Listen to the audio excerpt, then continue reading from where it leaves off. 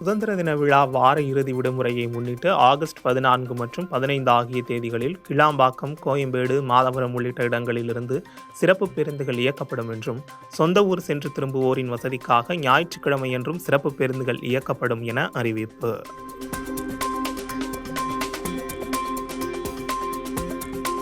அரிய வகை குரங்குடன் வீடியோ எடுத்து சமூக வலைதளத்தில் பதிவிட்டு பின்னர் நீக்கிய விவகாரத்தில் படப்பிடிப்பில் இருந்த நடிகர் விக்ரமிடம் வனத்துறை அதிகாரிகள் நேரில் விசாரணை.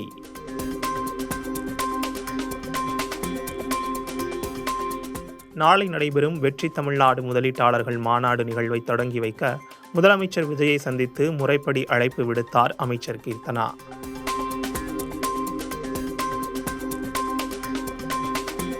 தமிழகத்தில் 10 IPS அதிகாரிகளை இடமாற்றம் செய்து தமிழக அரசு உத்தரவு. சிபிசிஐடி டிஜிபியாக பாலநாகதேவியும், பொருளாதார குற்றப்பிரிவு ADGPயாக வித்யா ஜெயந்த் குல்கானியும் நியமனம்.